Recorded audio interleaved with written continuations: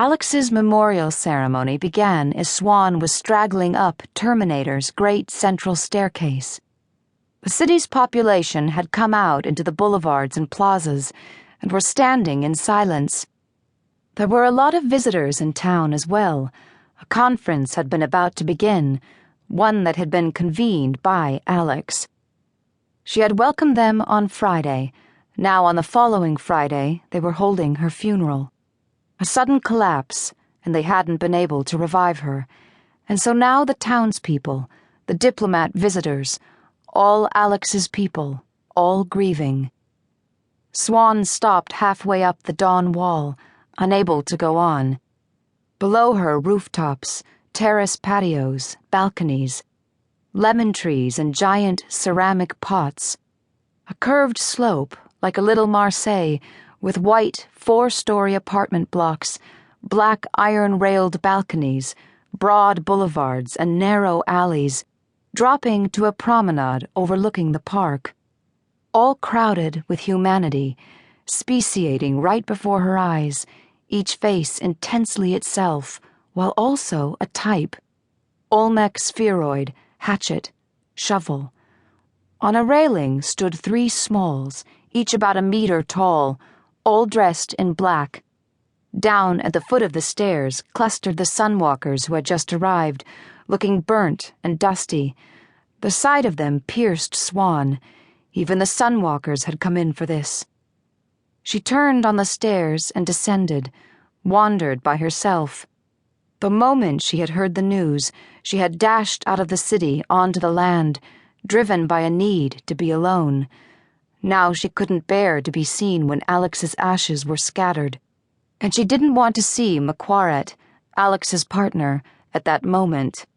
Out into the park, therefore, to wander in the crowd. All of them standing still, looking up, looking distraught, holding each other up. There were so many people who had relied on Alex, the lion of Mercury, the heart of the city, the soul of the system, the one who helped and protected you. Some people recognized Swan, but they left her alone. This was more moving to her than condolences would have been, and her face was wet with tears. She wiped her face with her fingers repeatedly. Then someone stopped her. "You are Swan Erhong? Alex was your grandmother?" "She was my everything." Swan turned and walked off.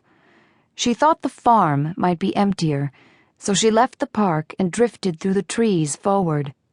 The city speakers were playing a funeral march. Under a bush, a deer nuzzled fallen leaves. She was not quite to the farm when the great gates of the dawn wall opened, and sunlight cut through the air under the dome, creating the usual horizontal pair of yellow, translucent bars. She focused on the swirls within the bars, the talcum they tossed up there when they opened the gates, colored fines floating on updrafts and dispersing. Then a balloon rose from the high terraces under the wall, drifting west, the little basket swaying under it. Alex, how could it be? A surge of defiance in the music rumbled up out of the bases. When the balloon entered one of the yellow bars of light, the basket blew apart in a poof, and Alex's ashes floated down and out of the light, into the air of the city, growing invisible as they descended, like a shower of virga in the desert. There was a roar from the park, the sound of applause. Briefly, some young men somewhere chanted, "Alex, Alex, Alex."